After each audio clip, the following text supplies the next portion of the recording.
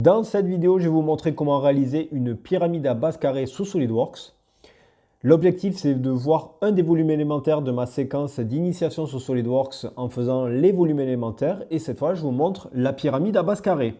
Donc, comme le cylindre ou le parallélépipède, fichier nouveau, pièce, on va partir donc d'un fichier nouveau, d'une page vierge.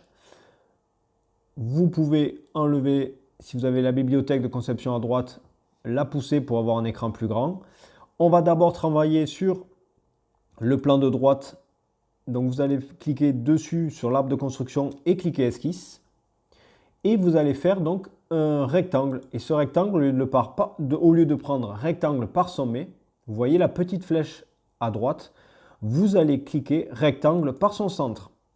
Vous allez viser le centre, l'origine qui est proposée sur SolidWorks et vous allez faire donc votre rectangle par son centre. Vous cliquez sur la souris, vous allez cliquer sur cotation intelligente et vous allez mettre donc des côtés à votre carré. Ici c'est un carré, donc on va mettre 50 et on mettra 50 également sur le côté perpendiculaire. Si vous voulez faire une pyramide à base rectangulaire, vous n'hésitez pas, vous n'avez qu'à modifier ces valeurs. Une fois que vous avez votre carré réalisé à la bonne cote, vous validez votre esquisse. Maintenant, donc vous n'hésitez pas à faire bouger votre pièce. On va cliquer front plane. Donc c'est le plan perpendiculaire à celui sur lequel on a dessiné donc notre carré. Vous allez cliquer esquisse, donc esquisse sur ce plan de face. L'objectif étant donc de dessiner sur un nouveau plan.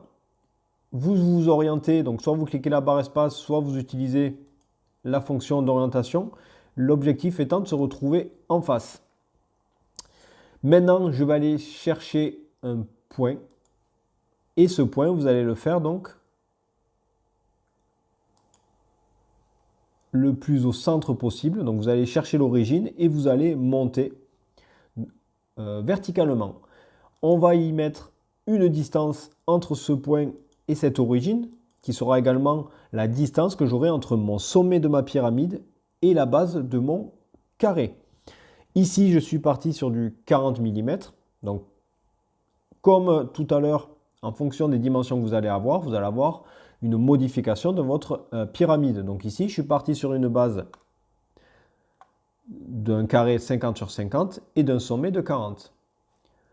Et je valide mon esquisse. Donc j'ai deux esquisses, le carré et le point, le sommet. Maintenant, je vais aller chercher la fonction qui nous intéresse ici, c'est bossage, basse, lissé. Et maintenant, vous allez chercher les profils.